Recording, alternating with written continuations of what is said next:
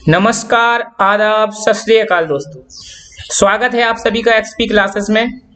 और आज जो हमारा टॉपिक है वो कक्षा 11 और 12 के इंटरमीडिएट के लिए छंद का टॉपिक है।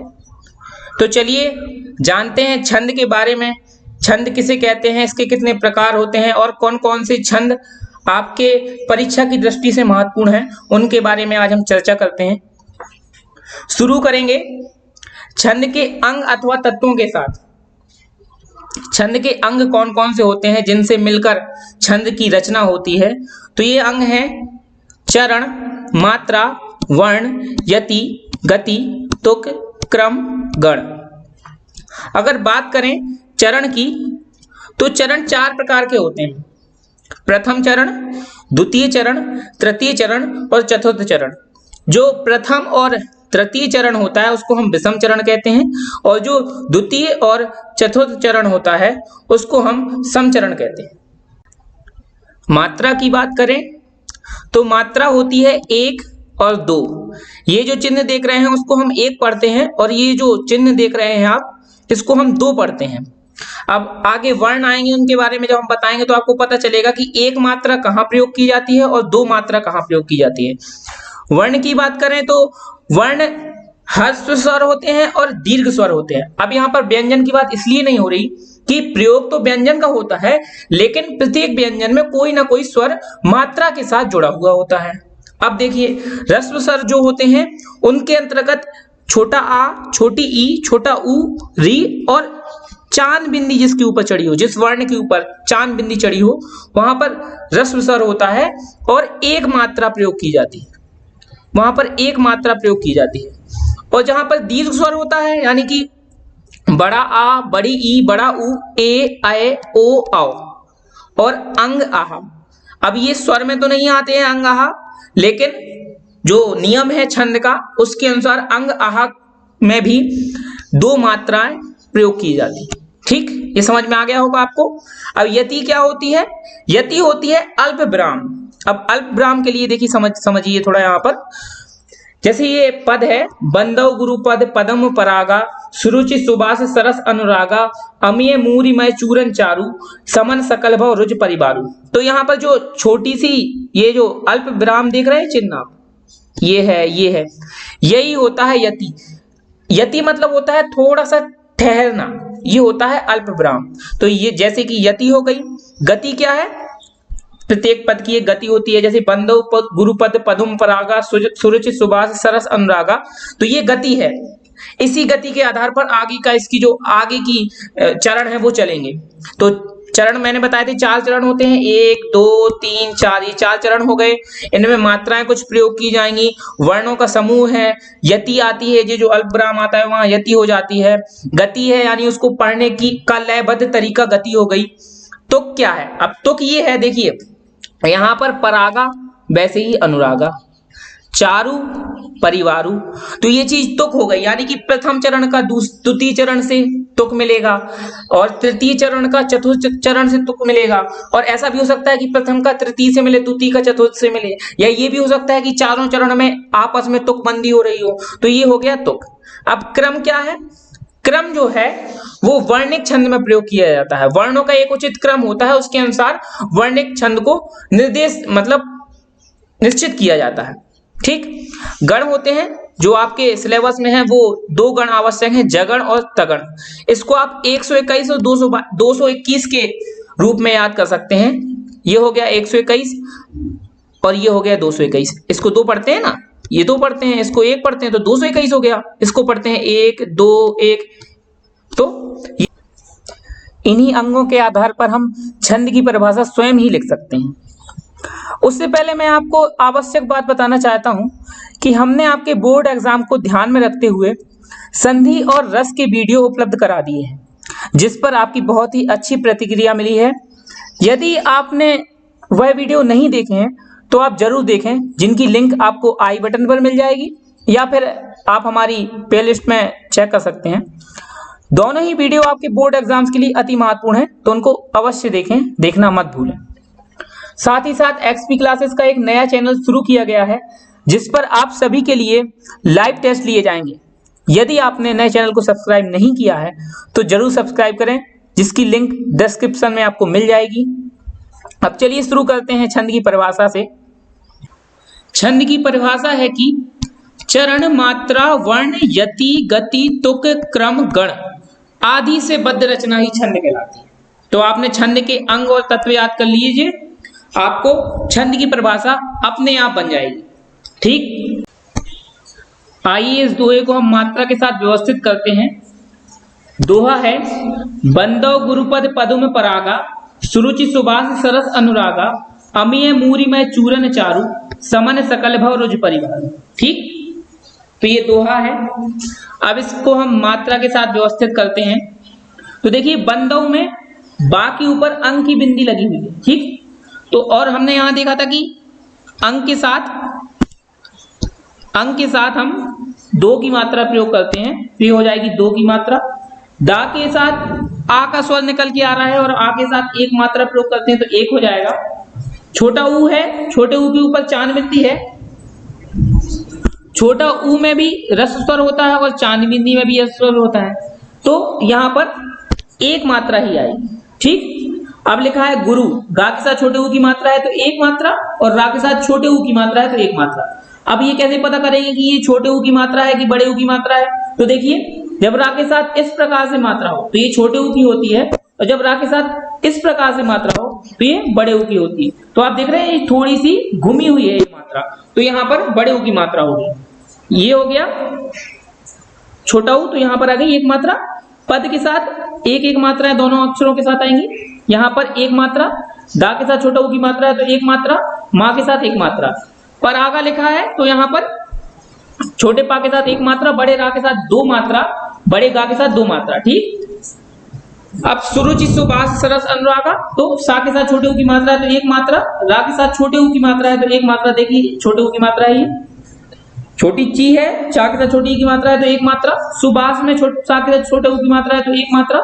बड़ा हुआ है तो यहाँ पर दो मात्रा, छोटा सा है तो एक मात्रा। सरस, तीनों जो अक्षर है वो छोटे छोटे हैं, तो छोटा सा के साथ एक, छोटे रा के साथ एक, छोटे सा के साथ एक। ठीक है, अनुरागा है तो अनुरागा में छोटे आ के साथ एक मात्रा, ना के साथ छोटा ऊ की मात्रा है तो एक मात्रा, बड़ा रा है तो दो मात्रा, और बड़ा गा है तो दो मात्रा। ठीक, अमेय मूरी में चूरन चारू, छोटे आ के साथ एक मात्रा, छोटे माँ के साथ ई की मात्रा है तो एक मात्रा, या के साथ छोटा आ है तो छोटा आ का स्वर निकला है तो एक मात्रा हो जाएगी। मूरी में है तो माँ के साथ बड़े ऊ की मात्रा है तो दो मात्रा होगी, रा के साथ छोटी की मात्रा है तो एक मात्रा होगी, छोटा माँ है एक मात्रा, छोटा या है एक मात्रा। चूरन, चा के साथ बड़े ऊ की मात्रा है तो दो मात्राएं हो जाएंगी। रा के साथ छोटा आ है तो एक मात्रा, ना के साथ छोटा ना है तो एक मात्रा। चारू लिखा है तो यहाँ पर बड़ा चा है तो दो मात्राएं, बड़ा रू है, देखिए ये हो गया बड़े रू की मात्रा, तो यहाँ पर दो मात्राएं आ जाएंगी। ठीक, समन सकल भव रुज परिवार, समन में छोटा सा है एक मात्रा, छोटा माँ है एक मात्रा, छोटा ना है एक मात्रा। सकल में छोटा सा है, छोटा का है, छोटा ला है तो एक एक मात्रा आ जाएंगी। भाव, छोटा भा है, छोटा वाह है तो एक एक मात्रा। अब देखिए, रुज में छोटे ऊ की मात्रा आ रही है तो ये हो जाएगी एक मात्रा, और जा के साथ भी एक मात्रा। ठीक है, परिवार लिखा है तो पा के साथ एक मात्रा, छोटी री है तो एक मात्रा, बड़ा वाह है तो दो मात्राएं, और बड़ा रू है तो दो मात्रा। देखिए, ये बड़ा रू है तो यहाँ पर दो मात्रा हो जाएगी। ठीक है, समन सकल भव रुज परिवार। अब यहाँ पर हमने मात्राएं व्यवस्थित कर दी। अब हम इनकी गिनती करेंगे कि कितनी मात्राएं प्रत्येक चरण में है, तो यहाँ पर हो जाएंगी, देखिए 2, 1, 3, 1, 4, 5, 6, 7, 8, 9, 10, 11, 12, 13, 14, 15, 16, तो ये 16 मात्राएं हो गई। 1, 2, 3, 4, 5, 6, 7, 8, 9, 10, 11, 12, 13, 14, 15, 16, तो ये 16 मात्रा हो गई। 1, 2, 3, 4, 5, 6, 7, 8, 9, 10, 11, 12, 13, 14, 15, 16, तो ये 16 मात्रा हो गई। 1, 2, 3, 4, 5, 6, 7, 8, 9, 10, 11, 12, 13, 14, 15, 16, ठीक है, तो ये 16 मात्रा हो गई। अब देखिए, आपको बताया ही था कि ये प्रथम चरण होता है, ये द्वितीय चरण होता है, ये तृतीय चरण होता है, ये चतुर्थ चरण होता है, ठीक। और प्रथम और तृतीय चरण जो होते हैं वो विषम चरण होते हैं, और द्वितीय और चतुर्थ चरण होते हैं वो सम चरण होते हैं। तो ये मात्राएं व्यवस्थित करना आ गया होगा आपको। किस प्रकार से मात्राएं व्यवस्थित करते हैं। कुछ नियम जो होते हैं वो अपवाद भी होते हैं, आगे जो उदाहरण आएंगे उनमें आपको पता चलेगा कि कहाँ थोड़ा बहुत अपवाद होता है, तो आपको बहुत ही सावधानी बरतनी है मात्राएं चढ़ाने में। तो देखिए यहाँ देख रहे हैं कि प्रत्येक चरण में 16-16 मात्राएं हैं। जब मैं आपको आगे पढ़ाऊंगा तो जिस छंद में 16-16 मात्राएं आ रही होंगी, इस दोहे में वही छंद उपस्थित होगा। तो जब आप इस वीडियो को पढ़ लेंगे, पूरा देख लेंगे, समझ लेंगे, छंद समझ लेंगे, तो आप कमेंट में करके जरूर बताइएगा कि ये जो दोहा है बंदो गुरु पद पदम परागा वाला, इसमें कौन सा छंद उपस्थित है। ठीक, अब हम बात करते हैं जगड़ तगड़। इसकी जानकारी हम किस प्रकार से करते हैं कि किस छंद में जगड़ तगड़ आ रहे हैं। तो देखिए जहां पर आपको ये लिखा मिल जाए इस प्रकार से, देखिए 121 यानी इस प्रकार से 121 लिखा मिल जाए, वहां पर जगड़ है, और जहां पर 221 इस प्रकार से लिखा मिल जाए वहां पर तगड़ है। तो देखिए यहाँ कहीं आपको 121 मिल रहा है, देखिए यहाँ पर ये 121 नहीं लिखा है, ये भी 121 नहीं है, ये भी 121 नहीं है, ये भी 121 नहीं है, ठीक है, ये भी 121 नहीं है, ये भी 121 नहीं है, ये देखिए ये 121 है, लिखा है ना 121। तो यहां पर हो गया जगड़। कौन से चरण में हो गया? द्वितीय चरण में जगड़ आ गया। ठीक है, ये भी 121 नहीं है, ये भी 121 नहीं है, ये भी 121 नहीं है, ना ही 121 है, ना ही 221 है। ठीक है, यहाँ अभी एक भी बार 221 नहीं आया, एक बार 121 यहाँ पर मिल गया था हमें देखने को, सुबास में 121 मिल गया था। ठीक है, यहाँ पर देखिए ये भी 121 या 221 नहीं है, यहाँ पर भी 121 या 221 नहीं है, यहाँ पर भी नहीं है, यहाँ पर भी नहीं है, यहाँ पर भी नहीं है, यहाँ पर कहीं पर भी 121 या 221 नहीं है। तो हमने देखा कि हमें जो सुबास था वहां पर 121 यानी जगड़ देखने को मिला था। तो इस प्रकार से जितने भी दोहे आएंगे आगे, तो आप खुद से जानकारी कर सकते हैं कि कहां पर जगड़ है, कहां पर तगड़ है। ठीक है, जहां तगड़ होता वहां पर कुछ इस प्रकार से 221 लिखा होता। मान लीजिए यहाँ पर समन की जगह सामान होता, ठीक, समन की जगह सामान होता, तो यहाँ पर 2 और 1 हो जाता, क्योंकि बड़ा सा है तो यहाँ पर 2 मात्राएं आती, बड़ा मा है तो यहाँ पर 2 मात्राएं आती, और ना है तो यहाँ छोटा ना है तो 1 मात्रा आती, और ये हो जाता 221, यानी यहाँ पर तगड़ हो जाता। ठीक है, तो ऐसा है नहीं है, सिर्फ समझाने के लिए आपको बताया कि अगर ऐसा होता तो वहां पर तगड़ हो जाता। तो आप समझ गए कि जगड़ और तगड़ हम किस प्रकार से खोजते हैं, किस प्रकार से पता करते हैं। अब छंद के भेद के बारे में बात करेंगे तो 4 भेद होते हैं, मात्रिक छंद, वर्णिक छंद, उभय छंद, मुक्तक छंद। तो देखिए मात्राओं के द्वारा जिस छंद की रचना होती है तो वो मात्रिक छंद हो गया, वर्णों के द्वारा जिस छंद की रचना होती है तो वो वर्णिक छंद हो गया, उभय छंद यानी इसमें मात्रा और वर्ण दोनों पर जोर दिया जाए तो उभय छंद हो गया, और मुक्तक छंद यानी जो मात्रा और वर्ण के बोझ से, मतलब जो उसके ऊपर ना तो मात्रा का बोझ है ना ही वर्ण का बोझ है, तो ये मुक्तक छंद हो गया, जो हर प्रकार से बिल्कुल मुक्त होता है, मुक्त के होकर उस छंद की रचना की जाती है, तो मुक्तक छंद हो गया। आपके जो सिलेबस है उसमें मात्रिक छंद अति महत्वपूर्ण है, हमेशा परीक्षा में मात्रिक छंद से ही प्रश्न पूछे जाते हैं, तो हम मात्रिक छंद के बारे में यहाँ पर चर्चा करेंगे। देखिए मात्रिक छंद जो होते हैं उनकी रचना मात्राओं के द्वारा होती है, उनमें मात्राओं पर जोर दिया जाता है, लेकिन ये कितने प्रकार के होते हैं? ये 3 प्रकार के होते हैं, सम मात्रिक छंद, अर्ध सम मात्रिक छंद और विषम मात्रिक छंद। देखिए इन्हीं में आपके जितने छंद हैं, मात्रिक छंद से जुड़े हुए जितने भी छंद हैं वो इन्हीं तीनों समूह में बटे हुए हैं, सम, विषम और अर्ध सम। ठीक, तो उनके बारे में हम चर्चा करेंगे। तो सम के अंतर्गत कौन कौन से छंद आते हैं? चौपाई छंद आता है, रोला छंद आता है और हरि गीतिका आता है। ठीक, इनको सममात्रिक छंद क्यों कहते हैं? क्योंकि इनके प्रत्येक चरण में बराबर बराबर मात्राएं होती हैं, ना कम ना ज्यादा। प्रथम चरण में भी उतनी मात्रा होगी, द्वितीय चरण में भी उतनी मात्रा होगी, तृतीय चरण में भी उतनी मात्रा होगी और चतुर्थ चरण में भी उतनी मात्रा होगी। जो चौपाई छंद है, देखिए चौपाई छंद के बारे में बात करेंगे। चौपाई छंद जो है उसमें प्रत्येक चरण में 16 मात्रा होती है। रोला छंद है उसमें प्रत्येक चरण में 24 मात्राएं होती हैं, लेकिन थोड़ी सी कंडीशन ये लग जाती है कि 11 और 13 मात्राओं पर यति आ जाती है। यति मतलब हल्का सा छोटा सा बिल्कुल विराम होता है एक चरण के बीच में, लेकिन वो चरण विराम के साथ पूरा एक चरण होता है। हरि गीतिका में प्रत्येक चरण में 28 मात्राएं होती हैं, और ये एक स्थिति ये इसमें भी बनकर आती है कि 16 और 12 मात्राओं पर यति होती है, यानी अल्प विराम होता है।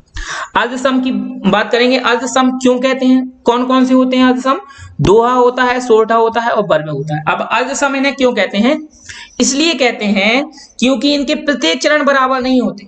जैसे 4 चरण हैं तो उनमें से कोई 2 चरण बराबर होंगे, 2 चरण मतलब दो चरण एक जैसे होंगे, दो चरण एक जैसे होंगे, दो चरणों में मात्राएं समान होंगी, अन्य दो चरणों में मात्राएं समान होंगी, एक जैसी मात्राएं नहीं होंगी, क्योंकि अगर चारों चरण में समान मात्राएं होंगी तो वो सममात्रिक छंद हो जाता है। तो दोहा में देखिए पढ़ेंगे हम कि दोहा में प्रथम और तृतीय चरण में 13-13 मात्राएं होती हैं और द्वितीय और चतुर्थ चरण में 11-11 मात्राएं होती हैं।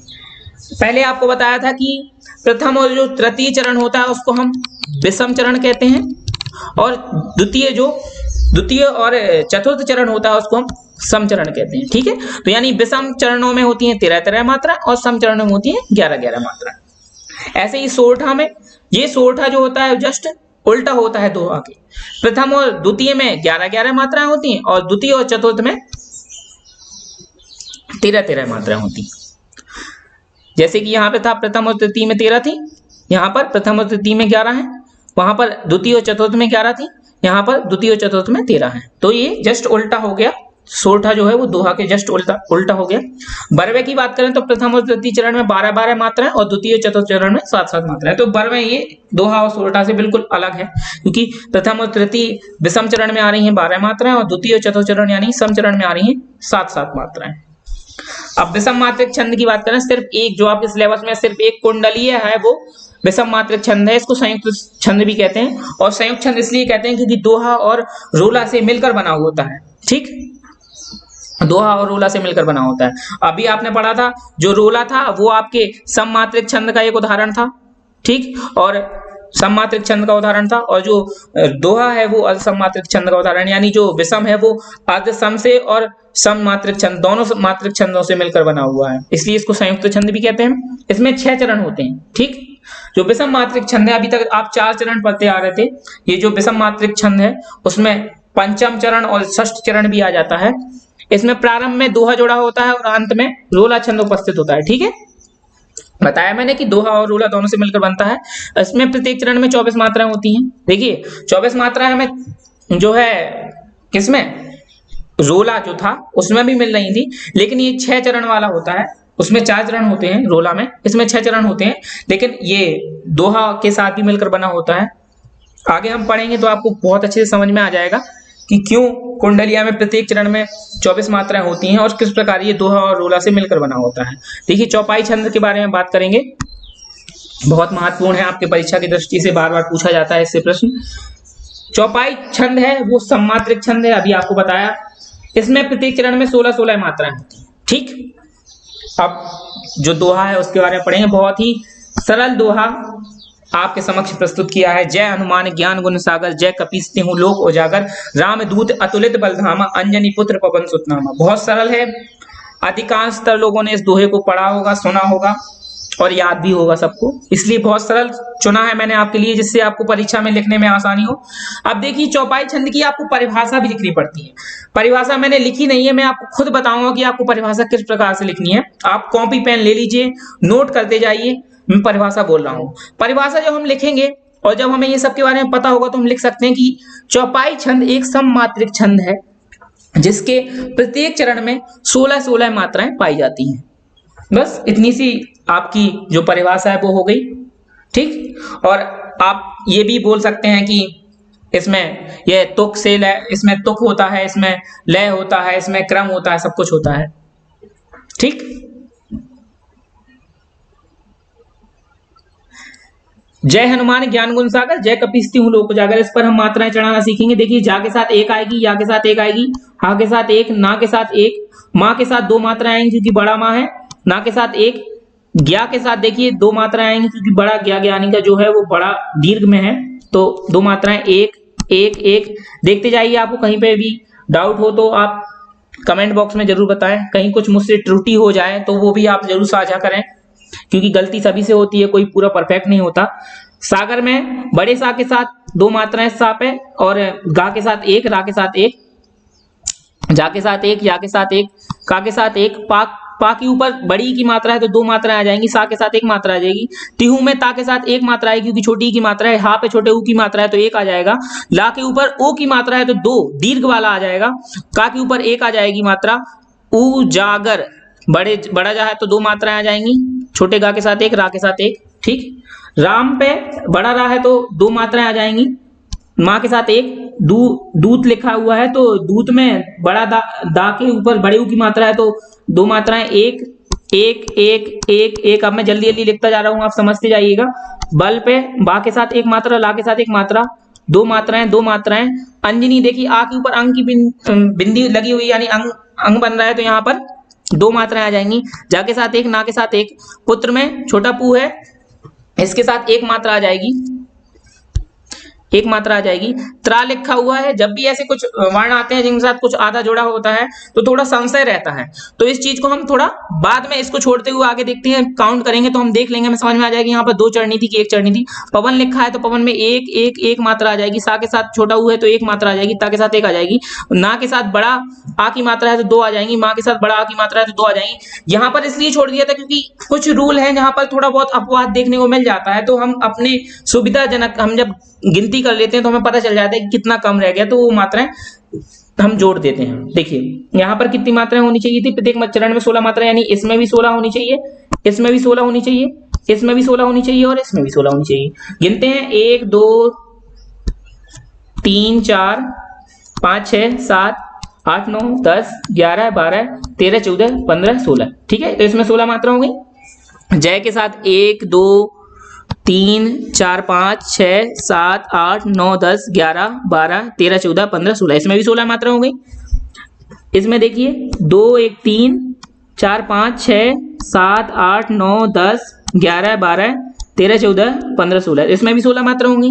अब इसमें देखिए, इसमें पता चल जाएगा हमें कि ता जो त्रा है इसके साथ एक मात्रा आनी है कि दो मात्रा आनी, क्योंकि देखिए जो त्रा है वो आधा ता और रा से मिलकर बनता है। कभी कभी ये देखा जाए तो इसमें दो ना होके 1.5 यानी 1.5 का निर्माण कर रहा है, तो अब 1.5 एक के साथ भी लिया जा सकता है और दो के साथ भी लिया जा सकता है। कभी कभी अपवाद हो जाता है तो हम अपनी सुविधाजनक ध्वनि के अनुसार हम उस पर मात्रा चढ़ा देते हैं। तो अब अगर हम इसको जोड़ेंगे तो देखिए 2 1 3 1 4 5 6 7 8 9 10 11 12 13 14, देखिए आ गया ना।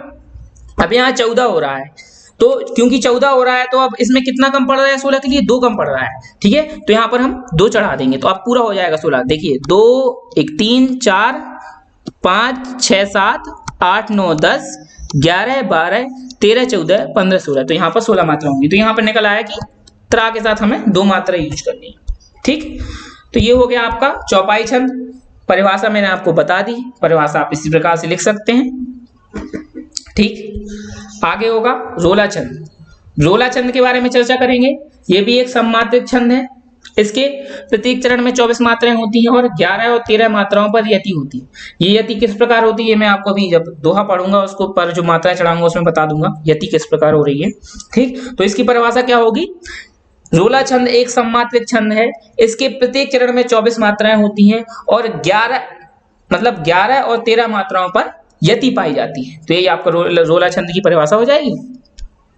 इसके दोहे के बारे में बात करेंगे हम कि तो इसका दोहा है, को पापे पंचत्व प्राप्त सुनी जगमन धावत, बनि बनि बावन वीर बढ़त चौचंद मचावत, पै तकी ताकी लोथ त्रिपतिका के तट लावत, 9 दे 11 होत 3 5 ही बिसरावत।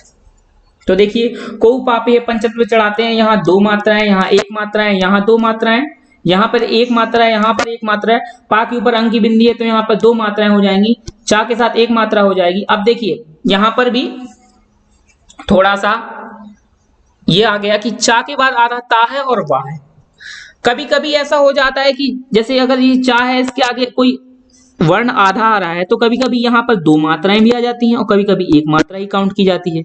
ये थोड़ा सा अपवाद पाया जाता है, लेकिन क्योंकि हमें पता है कि ये रोला छंद का उदाहरण है तो हम जानते हैं कि कितनी मात्राएं आती, तो हम काउंट करके इसको अपने हिसाब से एडजस्ट कर लेते हैं कि यहाँ पर कितना मात्रा आना चाहिए। तो अब हम देखिए इसके साथ चा के ऊपर अभी हम 1 मात्रा ही ले रहे हैं। ठीक, अब ये ता छोड़कर हम वा के साथ जा रहे हैं तो वा के ऊपर 1 मात्रा। अब यहाँ पर देखिए चा के ऊपर 2 मात्रा भी आ सकती थी, क्योंकि जब आधा वर्ण आता है उसकी जस्ट पहले वाले में 1 मात्रा जुड़ जाती है, तो 1 मात्रा भी हो सकती है और 2 मात्रा भी हो सकती है। अगर 2 होगी तो हम इसको काट कर 2 कर देंगे। ठीक, आगे देखिए प्राप्त सुनी जगमन धावत, तो यहाँ पर प्राप्त जो है बड़ा है, यहाँ पर 2 मात्रा आ जाएंगी। अब यहाँ देखिए फिर आधा आ गया।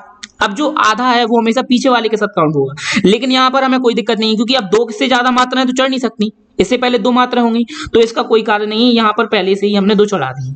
अब यहाँ पर ता के ऊपर 1 मात्रा हो जाएगी। इसके साथ नहीं जुड़ेगी, ता के साथ जो आधा पा जुड़ा है वो ता के साथ मात्रा नहीं जुड़ेगी, हमेशा पीछे वाले के साथ जुड़ती है। तो क्योंकि पीछे वाले में दो मात्रा होंगी तो वहां पर तीन नहीं हो सकती, दो से ज्यादा नहीं हो सकती, इसलिए दो ही रहेगा। सुनी लिखा है, सुनी के साथ सा के साथ एक मात्रा आ जाएगी, ना के साथ एक मात्रा आ जाएगी, जग मन, धा के साथ बड़े आ की मात्रा वत है। देखिए ठीक, इतना हो गया। अब यहाँ पर 24 मात्राएं होनी है, हमें पता है प्रत्येक चरण में 24 होती है। और हमें क्या पता है, एक और चीज पढ़ी थी कि 11 और 13 मात्राओं पर यति, यति मतलब अल्पविराम। देखिए अब अभी जो आपने इससे पहले दोहा पढ़ा था, वहां पर इस अल्पविराम से पहले वाले को प्रथम चरण मान रहे थे, इसको द्वितीय चरण, इसको तृतीय चरण, इसमें चतुर्थ चरण। लेकिन इसमें ऐसा नहीं है, इसमें ये पूरा एक चरण का निर्माण कर रहा है, ये पूरा एक चरण का निर्माण कर रहा है, ये पूरा एक चरण का निर्माण कर रहा है, ये पूरा एक चरण का निर्माण कर रहा है। ठीक, ये समझ में आया आपको? तो इसमें प्रत्येक चरण में भी यति पाई जाती है। ये देखिए यति यानी अल्पविराम, और ये अल्पविराम में इसमें जो प्रथम पहले वाला अल्पविराम के पहले वाला चरण है उसमें 11 मात्रा हो जाएंगी, इस और जो अल्पविराम के बाद वाला चरण है उसमें 13 मात्रा हो जाएंगी। और 11 और 13, 11 प्लस 13 होता है 24। ठीक, तो ये पता चल गया आपको कि अल्पविराम के साथ जो जोड़ है 11 और 13 मात्राओं का, वो पूरे एक चरण में 24 मात्रा का निर्माण करता है। तो यहां पर अब हम जो मात्रा है वो किस प्रकार से चढ़ाएंगे, इसमें यानी 11 मात्रा होनी चाहिए इतने में अल्पविराम के पहले। तो जोड़ते हैं, 2 1 3 4 5 6 7 8 9 10 11, पूरी 11 हो रही हैं। यानी कि यहाँ पर हमें दो मात्राओं की जरूरत नहीं है, एक मात्रा ही यहाँ पर कार्य करेगी। ये हो गई 11 मात्रा। देखिए ये जोड़ेंगे, 2 1 3 4 5 6 7 8 9 10 11 12 13, 13 हो गई। और 11 और 13 मिलके 24 का निर्माण कर दिया। ठीक है, बनी बनी बावन वीर बड़ा चौचंद मचावत। चलिए इसमें मात्रा चढ़ाते हैं, 1 1 1 1 2 1 1 2 1 1 1 1 2 2 1 1 2 1 1। ठीक है, इसको जोड़िए, 1 2 3 4 5 6 7 8 9 10 11, 11 हो गई है। अब यहाँ देखिए 1 2 3 4 5 6 7 8 9 10 11 12 13, 11 और 13 का निर्माण हो गया, 24 हो गई। अब इस पे देखिए, पा के ऊपर आय की मात्रा है तो 2 आ जाएगा, त की ता की, देखिए बड़ा ता हो रहा, बड़ी की हो रही, दो मात्रा चढ़ेंगी। ला के ऊपर ओ की मात्रा है, 2 मात्रा आ जाएगी, 1, था के ऊपर 1, त्रिपतिका। अब देखिए यहाँ पर भी ता के साथ आधी त्रि है। ठीक, लेकिन यहाँ पर ई की मात्रा आ रही है तो हम 1 ही चढ़ाएंगे। ठीक, पा के ऊपर 1, था के ऊपर 1, और बड़ा गा है क्योंकि, तो बड़े गा पे 2 मात्राएं आ जाएंगी।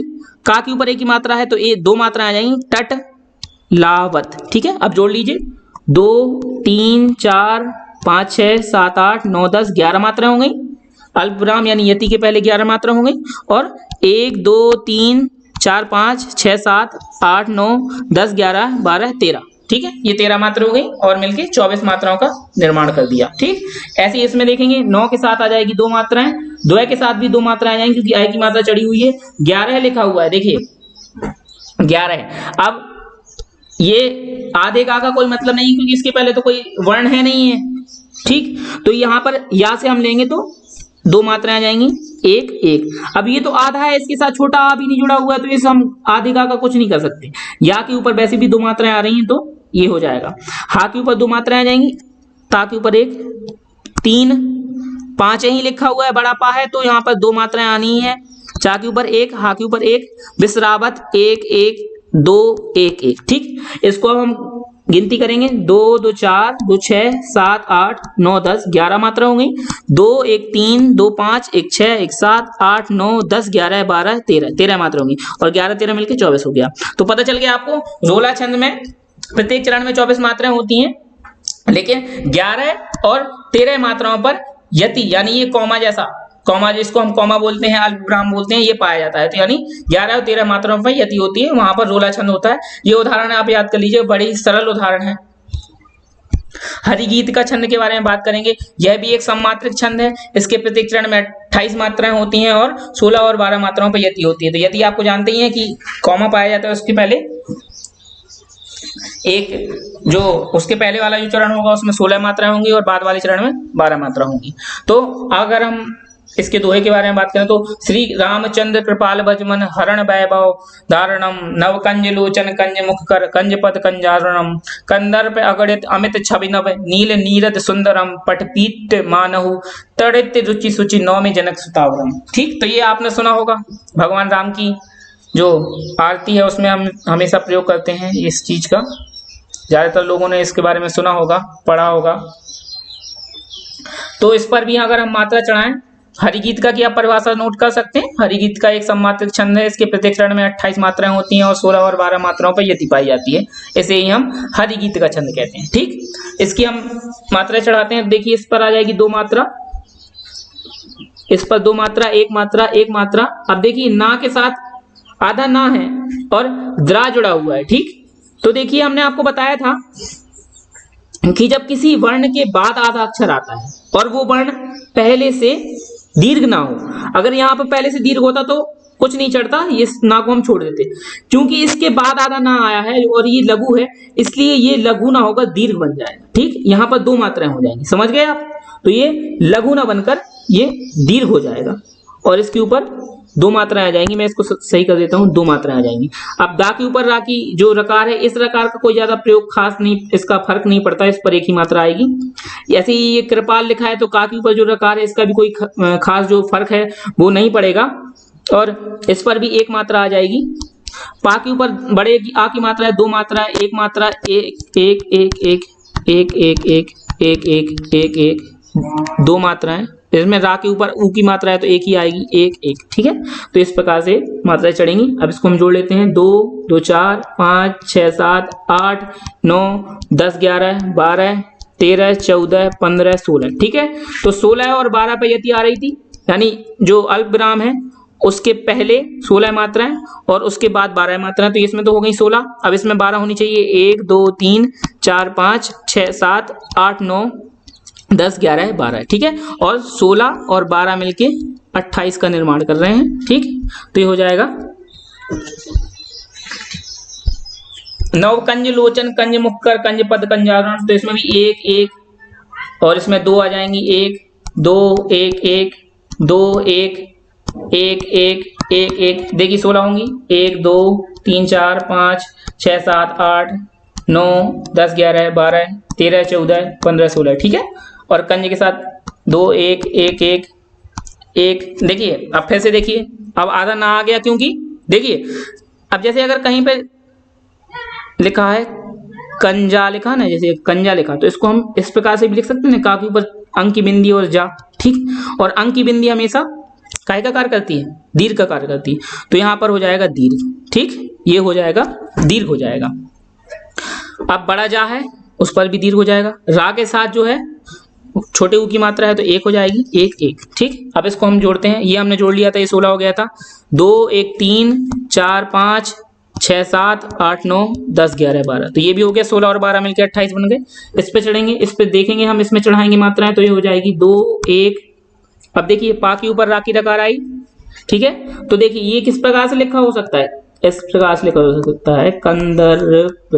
देखिए ठीक, दा के बाद जो रा है वो आधा हो रहा है। ठीक है, ये हमें चीज समझनी पड़ती है। पा के ऊपर जो रा की रकार लगी है वो दा के बाद आधी रा की लगी हुई है। ठीक है, तो रा जो आधा है वो दा के साथ मात्रा जोड़ लेगा, तो ये हो जाएगा 2 मात्रा। ठीक, और 1 इस पे हो जाएगी पा के ऊपर। अगणित तो 1 2, इस पर भी 1, इस पर भी 1, इस पर भी 1 और इस पर भी 1। ठीक है, और अमित में 1 1 1, छवि में 1 1 1 1। ठीक, इसको हम जोड़ेंगे तो 2 2 4 1 5 6 7 8 9 10 11 12 13 14 15 16, ये हो गई 16। 2 1 3 2 5 6 7 8। अब देखिए सा के ऊपर छोटे ऊ की मात्रा है और ना आधा है तो ये 2 हो जाएगी। ठीक, ये हो जाएगी 1 1 1। 2 3 2 5 6 7 2 9 10 11 12। ठीक है, 12 मात्रा हो गई, 16 और 12 28 हो गई। पट पीठ मानव तरट्टी रुचि सुचि नौमि जनक सुतावरम, तो इसमें हो जाएगी 1 1 2 1 2 1 1 1 1 1 1 1 1 1 मात्रा, 2 मात्रा 1 मात्रा 1 1 1 1 2 मात्रा 1 मात्रा 1 मात्रा 1 मात्रा। इसको जोड़ लीजिए, 1 2 2 4 1 5 6 7 8 9 10 11 12 13 14 15 16 तो 16 पे यति आ गई। अब 12 मात्रा आ जाएंगी तो 2 1 3 4 5 6 7 8 9 10 11 12 तो ये 12 मात्रा हुई है। 16 और 12 मिलके 28 मात्राओं का निर्माण कर लिया। ठीक है, तो ये हो गया हरिगीत का छंद, जिसके प्रत्येक चरण में 28 मात्राएं और 16 और 12 मात्राओं पर यति पाई जाती है। ये हरिगीत का छंद होता है। बहुत सरल उदाहरण है, ये आप बहुत अच्छे से याद कर सकते हैं। और आधे से ज्यादा लोगों को तो मुझे लगता है देखने वाले 90% लोग ऐसे होंगे जिनको ये उदाहरण अपने आप याद होगा, पहले से याद होगा, और नहीं भी होगा तो बहुत जल्दी याद हो जाएगा। श्री रामचंद्र कृपाल भजमन हरण भय धारणम, तो ये आपको याद होगा। दोहा छंद की बात करें तो ये एक अर्ध सममात्रिक छंद है। अभी तक सममात्रिक छंद आ रहे थे, 3 थे सममात्रिक छंद, चौपाई, रोला और हरिगीति का। अब आया दोहा छंद जो कि एक अर्ध सममात्रिक छंद है। इसके प्रथम और तृतीय चरण में 13-13 मात्राएं और द्वितीय चतुर्थ चरण में 11-11 मात्राएं होती हैं। ठीक, अगर हम परिभाषा की बात करें तो हम ऐसे लिखेंगे कि दोहा छंद एक अर्ध सममात्रिक छंद है जिसके प्रथम और तृतीय चरण में 13-13 मात्राएं और द्वितीय और चतुर्थ चरण में 11-11 मात्राएं होती हैं। ठीक, वहां पर दोहा छंद होता है। अब इसका दोहा भी बहुत सरल है। श्री गुरुचरण सरोज रज निज मन मुकुर सुधार, बरनौ रघुबर बिमल जस जो दायक फलचार। तो ये काहे का दोहा है? ये आपके हनुमान चालीसा का दोहा है, ये आपको बहुत जल्दी याद हो जाएगा। इस पर मात्राएं चढ़ाएंगे तो श्री के ऊपर 2 मात्रा आ जाएंगी, श्री गुरु एक मात्रा आएगी, चरण सरोज, उसके बाद रज निज मन मुकुर सुधार। ठीक है, तो मात्रा चढ़ गई तो 2 1 3 1 4 5 6 7 8 9 10 11 12 13 प्रथम चरण में 13 मात्राएं और तृतीय यानी इसमें भी 13 आएंगी और इसमें द्वितीय और चतुर्थ में आएंगी 11-11। अब इसमें 13 हो गई, इसमें 11 होनी चाहिए। तो 1 2 3 4 5 6 7 8 9 10 11। ठीक है, यहाँ पर 13 मात्राएं आ गई थी, यहाँ पर 11 मात्राएं आ गई, यहाँ पर भी 13 मात्राएं आनी चाहिए, यहाँ पर 11 मात्रा आनी चाहिए। तो प्रथम और तृतीय चरण में 13 मात्रा हो जाएंगी और द्वितीय और चतुर्थ चरण में 11 मात्रा हो जाएंगी। इस पर भी हम मात्रा चढ़ाते हैं, बरनौ रघुबर बिमल जस जो दायक फलचारी। ठीक है, तो 1 2 3 4 5 6 7 8 9 10 11 12 13 मात्राएं होंगी इसमें, और 2 3 4 5 6 7 8 9 10 11 इसमें 11 मात्राएं होंगी। तो यहाँ पर हो गया दोहा छंद। इसका उदाहरण बहुत सरल है, आप याद कर लीजिएगा। आगे बात करेंगे हम सोरठा छंद के बारे में। सोरठा छंद की परिभाषा भी ऐसी लिखेंगे कि यह एक अर्ध सममात्रिक छंद है जिसके प्रथम और तृतीय चरण में 11-11 मात्राएं और द्वितीय और चतुर्थ चरण में 13-13 मात्राएं होती हैं। और हम लिख सकते हैं कि यह सोरठा छंद दोहा छंद का उल्टा रूप होता है। ठीक है, दोहा छंद का उल्टा रूप होता है सोरठा छंद। तो ये उसकी परिभाषा में हम लिख सकते हैं। आगे इसका उदाहरण देखेंगे, जो सुमिरत सिद्धि होए गणनायक कवि बर बदन, करहु अनुग्रह सोए बुद्धि राशि शुभ गुण सदन। तो जो जा के ऊपर है ओ की मात्रा है तो यहाँ पर 2 मात्राएं आ जाएंगी, सुमिरत सुमिरत एक मात्रा आ जाएंगी सबके ऊपर, सीधी होए जब हा है तो हा के ऊपर ओ की मात्रा है तो 2 मात्राएं आ जाएंगी, या गणनायक कवि वर बदन। ठीक है, एक मात्रा आ जाएगी। तो ध्वनि के रूप में यहाँ पर जहाँ पर हर जो ह्रस्व स्वर है यानी लघु स्वर है वहां उसकी ध्वनि आ रही है तो वहां पर 1 मात्रा चढ़ रही है। तो जहाँ पर दीर्घ स्वर की मात्रा आती है यानी दीर्घ स्वर को हम गुरु स्वर भी बोलते हैं, वहां पर गुरु स्वर की मात्रा 2 मात्राएं चढ़ती है। ऐसे ही करहु अनुग्रह सोई, देखिए करहु एक मात्रा आ जाएगी। अब देखिए अनुग्रह जो है उसमें नाक पर तो ऊ की मात्रा है तो ये 1 मात्रा बनी, लेकिन जो गा है उसके ऊपर रा की दकार है। अगर ना के ऊपर पहले से 2 मात्राएं चढ़ रही होती तो हम क्या करते, 2 ही चढ़ने देते। अब गा क्योंकि ना के ऊपर 1 मात्रा चढ़ रही है और गा के बाद गा के ऊपर जो रा की दकार है तो यहाँ पर थोड़ा सा हम पूरी मात्रा चढ़ाकर ये चेक करेंगे कि यहाँ पर इस पर 1 मात्रा आएगी कि 2 मात्रा आएगी, यानी जो ये रा की दकार है वो काउंट होगी इसके साथ छोटे नू के साथ कि नहीं होगी। तो इसको हम थोड़ा छोड़ते हैं और गा के ऊपर 1 मात्रा चढ़ेगी, हा के ऊपर 1 मात्रा चढ़ेगी। अब इस पर 1 भी चढ़ सकती है और 2 भी चढ़ सकती है ना के ऊपर, वो हम आगे काउंट करेंगे तो हमें समझ में आ जाएगा। क्योंकि जब दोहे हैं तो उसमें हमेशा ध्वनि के आधार पर मात्रा चढ़ती है, बिल्कुल एग्जैक्ट रूल्स नहीं है उनके। हाँ, जो स्वर हैं छोटा बड़ा इनकी मात्राओं के तो रूल एग्जैक्ट होते हैं, लेकिन जो ये रा की रकार चढ़ती है, ठीक है, आधा कोई अक्षर हो जाता है वर्ण, उसके जो जोड़ होता है तो उस पर किस प्रकार से मात्रा चढ़ेगी, तो इसके लिए कभी कभी अपवाद बना रहता है। ठीक है। तो हम इसको आगे जोड़ के देखेंगे। सोए पे इसके ऊपर 2 की मात्रा आएगी, 1 मात्रा। अब देखिए ऐसे ही यहाँ पर हो रहा है, जो बुद्धि राशि लिखा है, जो बुद्धि लिखा हुआ है, ठीक है, उसके बाद भी यहाँ पर दा की दा आधा है और बा के ऊपर छोटी आ की मात्रा है, तो यहाँ पर 1 मात्रा भी आ सकती है और 2 मात्रा भी आ सकती है, यानी ये दा इसके साथ जुड़ भी सकता है और छोड़ भी सकते हैं हम इसको। लेकिन जो धी लिखा है उसके ऊपर 1 मात्रा आएगी, तो इसको भी हमने छोड़ दिया अभी, और ना वाले को इसको भी छोड़ दिया, और अभी थोड़ा इसको भी छोड़ दिया। काउंट करेंगे तो हमें पता चल जाएगा कि इसके ऊपर कितनी मात्रा आएंगी, ठीक है। राशि में बढ़ा रहा है तो यहाँ 2 मात्रा है, यहाँ पर 1 मात्रा, यहाँ पर 1 मात्रा, यहाँ पर 1 मात्रा, यहाँ पर 1 मात्रा, यहाँ पर 1 मात्रा, यहाँ पर 1, यहाँ पर 1, यहाँ पर 1।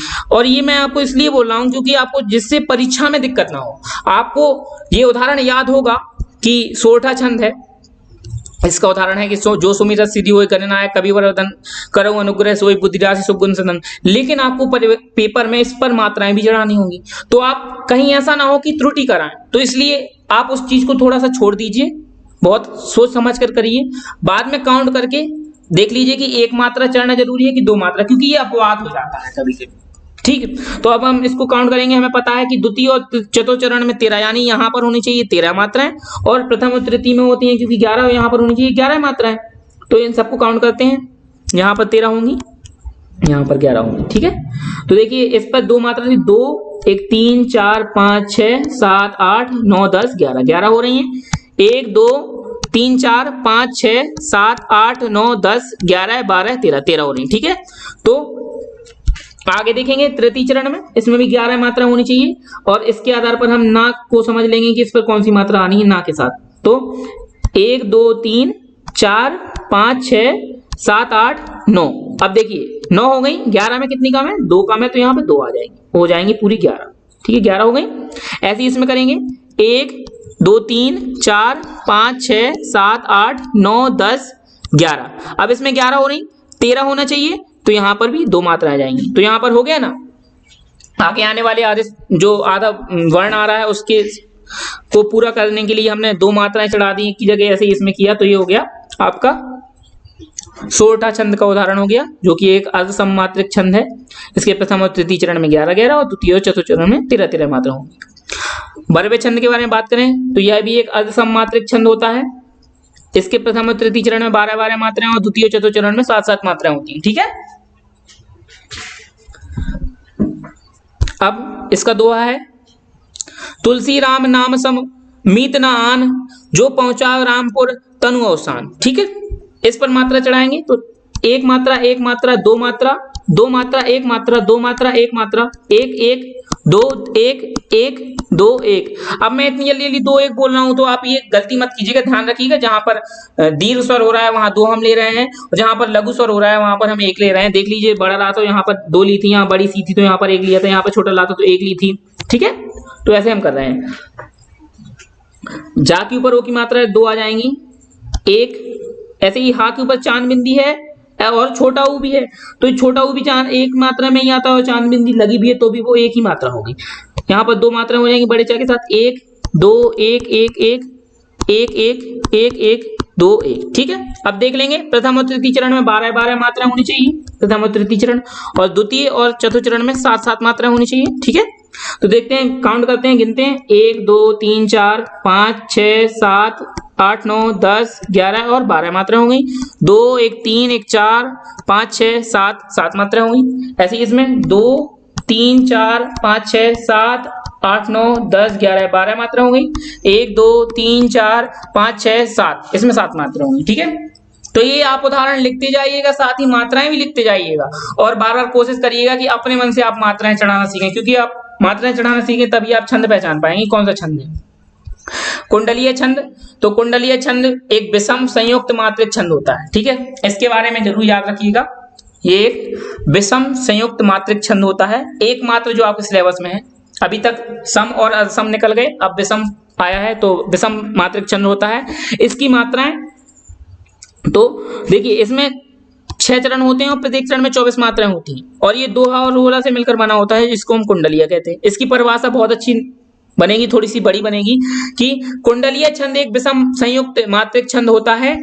इसमें 6 चरण होते हैं, प्रत्येक चरण में 24 24 मात्राएं होती हैं, और यह दोहा और रोला से निर्मित छंद होता है। दोहा और रोला के संयोग से बना हुआ छंद होता है। प्रथम दो जो चरण होते हैं उसमें दोहा प्रयुक्त होता है और बाद के अंत के चरणों में रोला प्रयोग किया जाता है। ठीक है, अब देखिए यहां मैंने थोड़ा आपको दोहा और रोला समझा दिया है ताकि आपको दिक्कत ना हो। दोहा में क्या था कि प्रथम और तृतीय चरण में, माफ कीजिएगा, 13-13 मात्राएं थी और द्वितीय और चतुर्थ चरण में 11-11 मात्रा थी। अब जो देखिए इस दोहे में जो आपको उदाहरण दिया है उसमें देख लीजिए, ये होगा प्रथम चरण, ये होगा तृतीय चरण। ठीक है, तो यहां पर इसमें होंगी 13 मात्रा, इसमें होंगी 11 मात्रा और ये मिलके 24 का निर्माण कर रही होंगी। ठीक है, ये बनेंगी 11 + 13 24। ऐसे ही इसमें होगा, इसमें होंगी 13 मात्रा और इसमें होंगी 11 मात्रा, तो ये 24 का निर्माण कर रही है। ठीक है, और रोला जो होता है उसमें 24-24 मात्राएं होती हैं प्रत्येक में, लेकिन क्या होता है कि जो इसमें यति होती है वो 11 और 13 की यति होती है। यहां पर 13 और 11 की यति हो रही थी और जो रोला है उसमें 11 और 13 की यति होगी, यानी इसमें 11 होंगे और इस वाले में 13 होंगे और 24 का निर्माण होगा। थोड़ा सा ये देख लीजिए, यहाँ पर सपने हैं पूरा और यहाँ पर जैद के साथ जग है। ठीक, ये पूरा कर लीजिए। तो इसका उदाहरण है, दौलत पाए न कीजिए सपने में अभिमान, चंचल जल दिन चारी को ठाऊ न रहत निदान, जैत जग में जस कीजे, मीठे बचन सुनाए विनय सबई की कीजे, कह गिरिधर कबीराय, अरे यह सब घट दौलत, पाहुन निसी दिन चार, रहत सबई के दौलत। ठीक, तो ये हो गया आपका उदाहरण। अब हम इस पर मात्रा, दौलत पाए न कीजिए सपने में अभिमान। देखिए दौलत में औ की दा के साथ औ की मात्रा है तो 2 1 1 2 1 1 2 1 1 1 नहीं, यहां पर 2 आएगी क्योंकि ए दिया है। 1 1 2 2 1 1 2 1। ठीक, तो अब इसको जोड़ते हैं, हम गिनती करेंगे तो देखिए इसमें होनी चाहिए 13 और इसमें होनी चाहिए 11। 2 1 3 4 5 6 7 8 9 10 11 12 13, 1 2 3 4 5 6 7 8 9 10 11, ये हो गई 11। ठीक है, पूरा हो गया मिला के 24। चंचल जल दिनचारी को ठाऊ न रहत निदान, इसमें 4 के ऊपर अंक की बिंदी है तो ये हो जाएगा 2 1 1 1 1 1 1 2 1 2 2, इसमें भी 2 हो जाएंगी क्योंकि अंक की बिंदी हुई लगी हुई है। इसमें 1 होगी क्योंकि चांद बिंदी लगी हुई है, अंक की बिंदी नहीं है, ऊ के साथ चांद बिंदी है तो 1 होगी। 1 1 1 1 1 2 1। ठीक है, तो ये हो जाएंगे आपकी, इस प्रकार से मात्राएं हम चढ़ा देंगे। इसको हम गिनती करेंगे, देखिए 2 1 3 1 4 5 6 7 8 9 10 11 12 13 14, ये देखिए 13 हो गई है। ठीक है, 13 हो गई है और 2 1 3 4 5 6 7 8 9 10 11, ये 11 हो गई। 11 और 13 और 11 मिलके 24 हो गया। ठीक है, तो ये आपका यहाँ तक था दोहा छंद। अब जो चेंज होगा वो होगा क्या में, रोला में चेंज होगा और अब 13 11 की जगह 11 13 होने लगेगा। ठीक है, अब इसमें होगी 11 मात्रा। देखिए ठाऊ न रहत निदान में होंगी 11 मात्रा, तो यहाँ पर हो जाएगा 2, ऊ के ऊपर चांद बिंदी है तो 1 ही मात्रा रहेगी, 1 1 1 1 1 1 2 1। ठीक है, और ये होगी 1 2 1 1 1 1 1, यहाँ 2 1 1, यहाँ पे 2 हो जाएंगी, यहाँ पे 2 हो जाएंगी। ठीक है, अब इसको जोड़ते हैं, 2 1 3 4 5 6 7 8 9 10 और 11 मात्रा हो गई।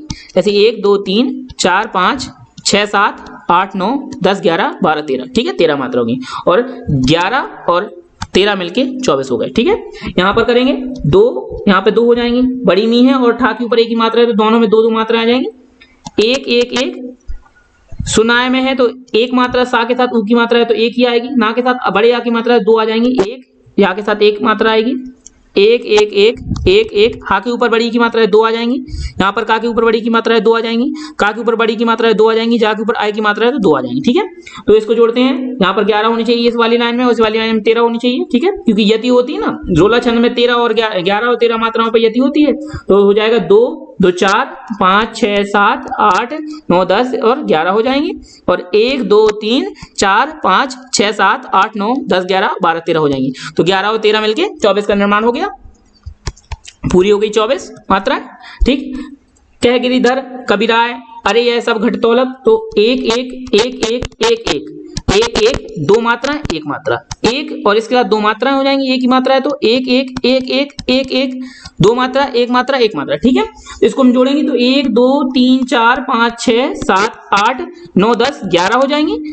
ये हो गई आपका यति वाले, यति के पहले 11 मात्राएं रोला छंद में, और यति के बाद 13 मात्रा होनी चाहिए, तो 1 2 1 3 4 5 6 7 8 9 10 11 और 12 और 13 मात्रा होंगी, तो ये पूरा मिलाकर हो गया 24 मात्राएं। ठीक है, अब पाहुन निसी दिनी 4 रहत सवही के दौलत, तो यहाँ पर हो जाएगी 2 1 1, हा के साथ छोटा ऊ की मात्रा है ना, तो एक ही मात्रा आएगी, ना के साथ एक मात्रा आएगी, निसी एक एक मात्रा आ जाएंगी, 1 1 दो मात्रा यहाँ पर आएंगी, बड़ा चाहे तो एक मात्रा, रा के साथ ई की मात्रा है तो एक मात्रा, रहत सब ही के साथ दो मात्रा आएंगी क्योंकि बड़ी ही है, के साथ दो मात्रा आएंगी, एक ही मात्रा है। ठीक है, दौलत आओ की मात्रा है दो मात्रा एक एक। ठीक है, ये हो गया, जोड़ेंगे इसको 2 1 3 1 4 5 6 7 8 9 10 11 मात्रा हो जाएंगी, क्योंकि यहाँ पर 11 में यति होती है, और 1 2 3 4 5 6 7 8 9 10 11 12 13, ये 13 मात्रा होगी, और 13 और 11 मिलके 24 मात्राओं का निर्माण हो गया। ठीक है,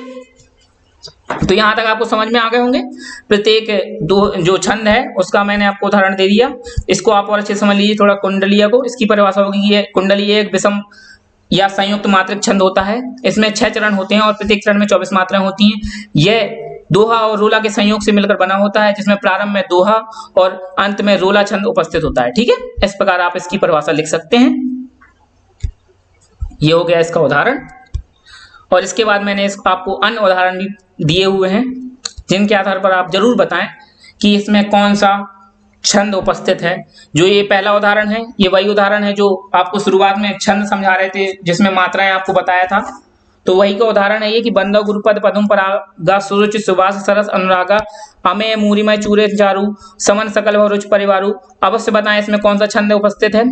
दूसरा जो उदाहरण है वो है मूक होई बाचाल पंगु चढ़े गिरिबर गहन चासु कृपासु दयाल द्रवो सकल कलिमल दहन। ठीक है, तीसरा उदाहरण है कागा काको धन हरे कोयल काको दे मीठे वचन सुनाए कर जग अपनों कर ले। तो उम्मीद है कि मेरे द्वारा पढ़ाया हुआ ये छंद आपको बहुत अच्छे से समझ में आ गया होगा, और आप घर पर प्रयास करते रहेंगे, लिखकर नोट्स बना लेंगे जरूर, और जिसके माध्यम से आप इसको बार बार दोहराते रहें, बार बार वीडियो देखते रहें। कहीं कोई भी परेशानी हो आपको कमेंट कर कर बताएं। आप ये जो उदाहरण आपको बताए हैं उनको भी आप कमेंट कर कर जरूर बताएं, क्योंकि जब आपने पढ़ा है तो आपसे ये बनना चाहिए, बिल्कुल बनना चाहिए। आप इस पर जब मात्राएं चढ़ाएंगे तो आपको अपने आप निकल कर आ जाएगी कि किस में कौन सा छंद है। ठीक है, तो बस आज के लिए इतना ही। हाजिर होंगे, आपके समक्ष उपस्थित होंगे एक नए टॉपिक के साथ, नए वीडियो के साथ। तब तक अपनी तैयारी को बहुत अच्छे से आगे बढ़ाते रहिए, निरंतर प्रयास करते रहिए, घर में रहिए, सुरक्षित रहिए। धन्यवाद।